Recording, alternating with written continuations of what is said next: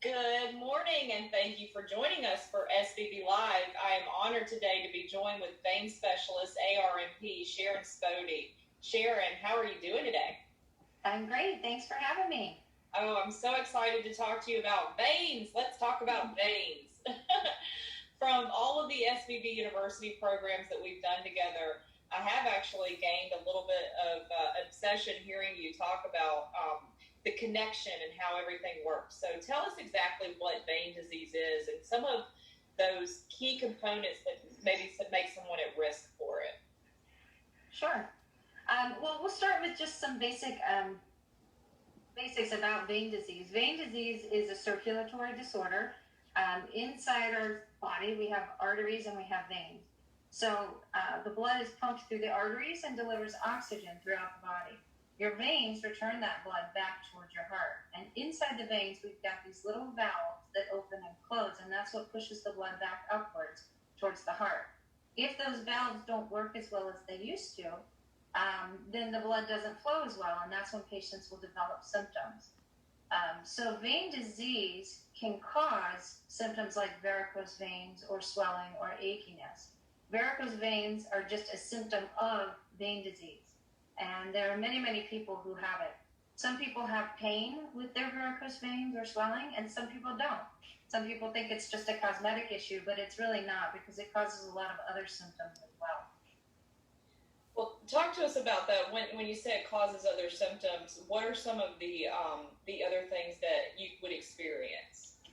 So some of the things that patients don't typically associate with vein disease include swelling of the lower legs, discoloration of the lower legs, leg cramps, wounds that don't heal as fast as they used to, or ulcerations. Some people get restless legs, where the legs won't stay still when they're trying to sleep at night. Nighttime urination is another symptom that can sometimes be associated with vein disease. Vein symptoms are typically better in the morning and gradually get worse as the day goes on. So patients who have cramps during the daytime, it could be something else, but the cramps that get worse at night or the swelling that gets worse at the end of the day is possibly vein related. Okay, and I know that just from looking at some of the examples that you guys have shown in different presentations, this disease does not discriminate. There are people that are young and old. Talk to us about who's at risk. Sure. So anyone can be affected by vein disease, both men and women, young and old. Women are more affected than men because of pregnancy. So anyone who's had a previous pregnancy, that puts more strain on the veins during pregnancy and then afterwards. So women are more affected than men, but if we took out pregnancy as a factor, it would be equal between men and women. Aging is also a factor. So as we get older, those valves get weaker and symptoms become more prominent. And jobs where people stand a lot. So people who are on their feet all day, that also weakens the valves inside the veins. And so nurses, bank tellers, doctors, those kind of occupations, those patients will have more symptoms. Yes, and I know that you guys have talked about different things that you can do, because I know that at your office you're not cut happy. You're not going to go in and immediately start suggesting surgical procedures. So what would you suggest that someone does if they think they have vein disease, other than come and see you guys, obviously? Sure. So the first step in assessing for vein disease is to try compression stockings.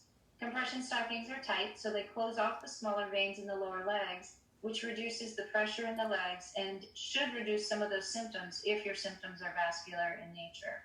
If you wear compression stockings throughout the day, then your symptoms that get worse by the end of the day should improve. And if you notice improvement with compression, that's a good indicator that having vein treatment will help improve your leg symptoms as well.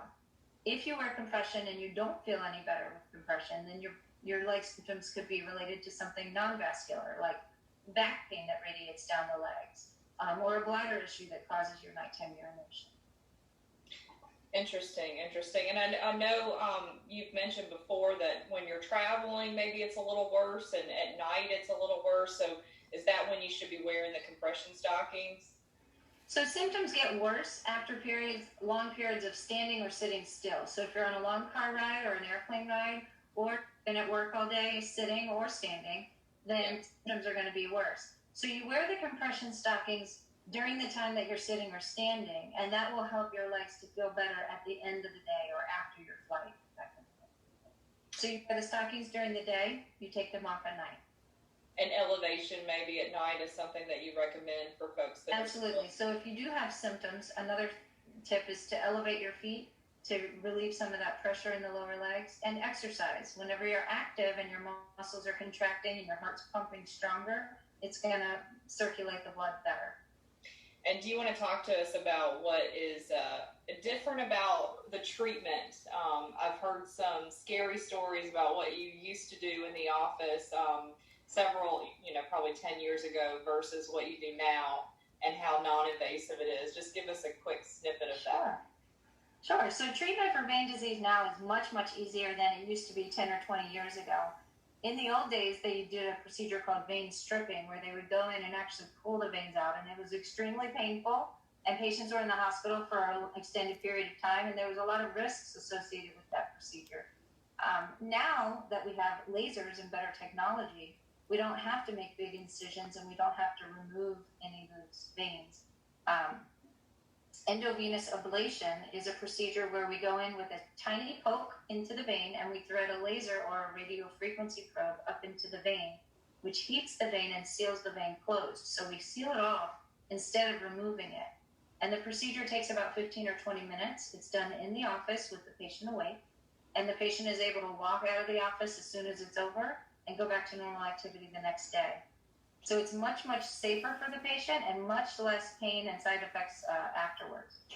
Yeah, that's awesome. I think that the technological improvements have really changed the way that you're able to do medicine, with especially absolutely. Something so tiny that you're operating on. So, well, I really appreciate you coming on today, Sharon. Thank you so much for joining us for SBB Live. And until I can see you again and give you a big hug, I appreciate you being with us today.